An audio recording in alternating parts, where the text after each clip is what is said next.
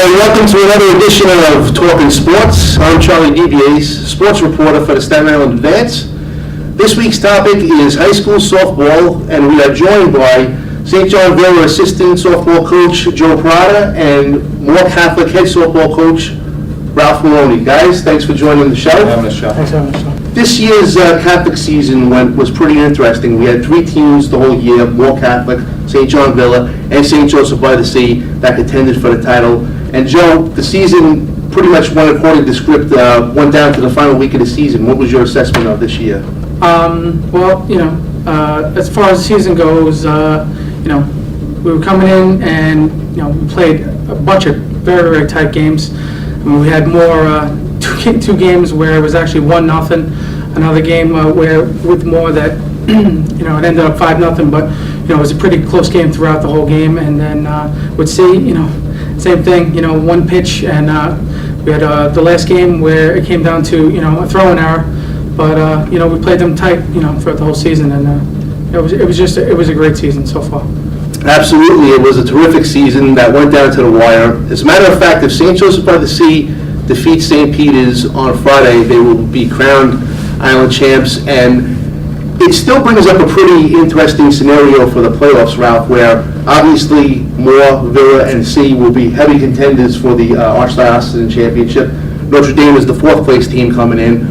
How do you see the playoffs coming up? It's not as easy as it once was going out to Westchester. 6-7 years ago, you went out to Westchester.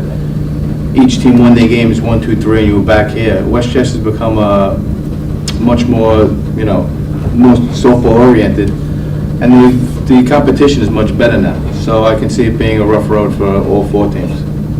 And concerning Staten Island, now, Joe, Villa, Moore, Notre Dame, and C had played each other 3 times each.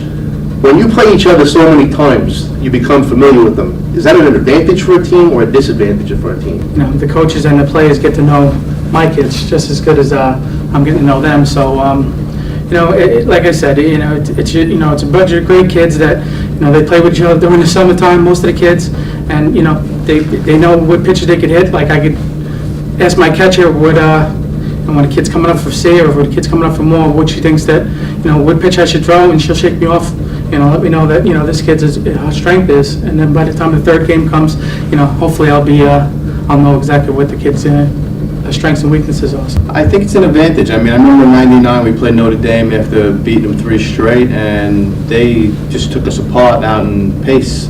They beat us like 9-1, 9-2. So I think it's more of an advantage that, you're going to see these teams constantly. And again, down the line, it could bite you, and it could be a good thing.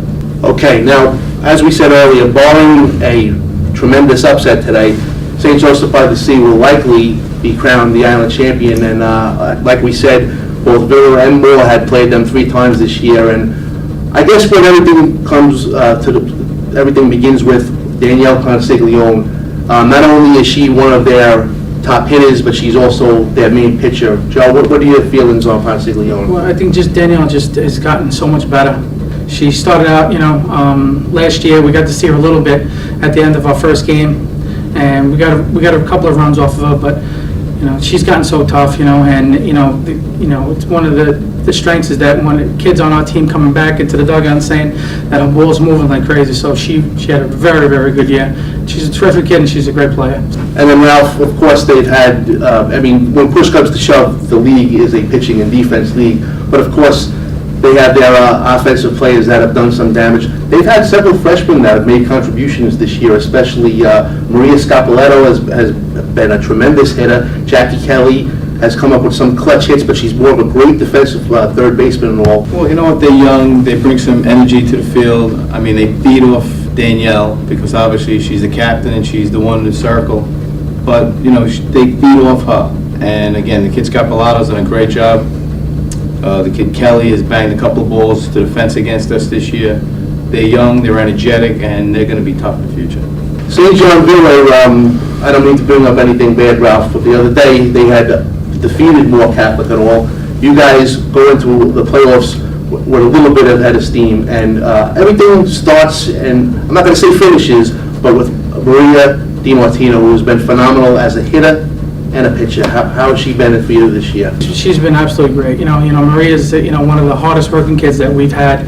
Me and John have had at Villa for the last 10 years. And, when she gets out on the mound, she's like a bulldog, and she, the other day she came out and she was a little pumped up at the beginning of the game, but as the game went on, I had a little talk with her, and she was hitting her spots. When Maria hits her spots, she's tough. Villa, of course, has several other key contributors this season, including Stephanie DiMartino, Jen Chiaforo is returning advanced all-star, and Kim Zambito has been hitting the ball well, Joe. So it's not only Maria.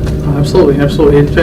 It's been more of a team effort this year. I mean, Stephanie is only a sophomore, but the kid is as strong as a hitter as we've had at Villa in quite some time. And she just this year she's started to learn the art of hitting. And I said that in the preview. And the kid has been more than our expectations before she came into the school. Jen's doing a great job. We dropped her down from the leadoff spot to the number 2 hole, and she's doing a great job. Getting bunts down and moving kids over and getting hit by pitches. I think she got hit maybe by 10 pitches this year. And Kim Zambito is just a phenomenal improvement. From day one after we took her up our freshman year, she's been great. And she turns the double play with the best of them. She's got great hands and she's quick on a release. Defending Archdiocesan champion for Catholic Mavericks. And Ralph, listen, it's no secret. At the top of the pecking order is your pitching, and Allison Chiaramonte and Katrina Pistelli have been phenomenal this season. How important are they going to be if you want to win another Archdiocesan championship? They're both huge in our program, but you can't expect them to be the main people on this team. We need to offensively play better, and yesterday we were shut down terrifically by Maria, but we need to be more aggressive there. And again, we just can't expect these 2 young ladies to carry this team, and unfortunately this year we have. And the Mavericks had struggled a little bit offensively earlier in the year, but one player that absolutely picked it up from, let's say, middle of the year on has been Junior Brielle Kirschner. I mean, she's been crushing the ball, Ralph. Yeah, she's a special kid. She's a special person. Coach decided middle of the year to bring her up in the 1 hole, and she's just blossomed from there. The Mavericks, of course, have a top-notch power hitter in sophomore Danielle Dasha, and your receiver, catcher Kristen Liberatoria, has also been a key part of your team this season. Libba's done a real nice job handling the pitches. I mean, it's not easy to handle 2 pitches of the caliber that we have. She's struggling at bat lately, but she's come out big in playoffs, and we're hoping she really comes through for us again. Danielle is, it's funny, she's the youngest one on the team, but she's shown power. She hit the ball real hard the other day against Villa. The kid made a phenomenal catch on her, and you know what? She's been staying back now, and she's been working real hard, and hopefully the bat will wake up and do some damage in the playoffs. And of course, as we noted earlier, the 4th place team out of Staten Island this year will be Notre Dame Academy. And Joe, they have a couple of solid players in Victoria Guerreri and Mallory Skirbo, and my feeling is you guys would love to see them defeat top-seeded Preston on Monday, so that the semifinals will all come back to Staten Island. Yeah. But I tell you what, Joe, they played a couple of a couple of the games they played very tough. It's not impossible for the Gators to win on Monday. Absolutely. I was telling Mr. Curatolo the other day that he's got as good a chance as the rest of us of winning their games. So, they played us tough. They had us down 7-0 at one point. During one of the games this year, and they got a bunch of good hitters on the team, and they're still relatively young also.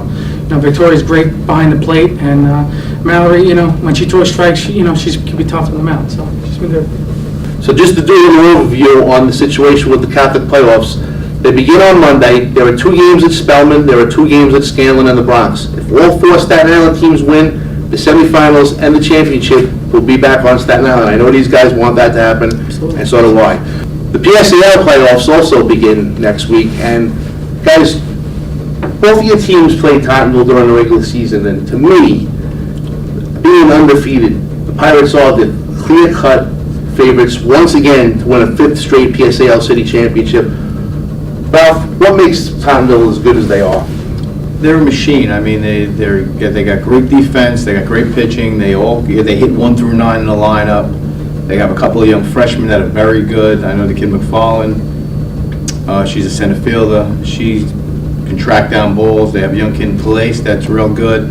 So I think, they're going to be set for a while. Villa actually beat Tottenville earlier in the year, but obviously you walked away impressed with what they No, have. absolutely, absolutely. There's a reason why they've been champions. I don't know how many years in a row they've been champs. But, the Leo kid at third base is just phenomenal. I mean, their whole infield has absolute cannons, every single kid. And the kid behind the plate, Carrera, is one of the best catches that I've seen, since I've been at Villa. Great throwing arm, and their outfield's great too. So, it's going to take a monumental effort to beat them and dethrone them, because they're that good. Other Staten Island teams that will be participating in the PSAL playoffs, those McKee Staten Island Tech, who the leader of that team is Caitlin Lee between pitching and hitting. Susan Wagner also had a fine season behind Dia Cascone, and Port Richmond and Curtis should also qualify for the playoffs, and it should be pretty interesting, but like I said, Tottenville is the clear-cut favorite for the PSAL City Championship this season. Well, that concludes this edition of Talking Sports. I'd like to thank our guests, Joe Parada Thanks for having me. and Ralph Maloney. Thanks for joining the show. I'm Charlie DeBiase, and remember, for all the sports results, please log on to www.silive.com.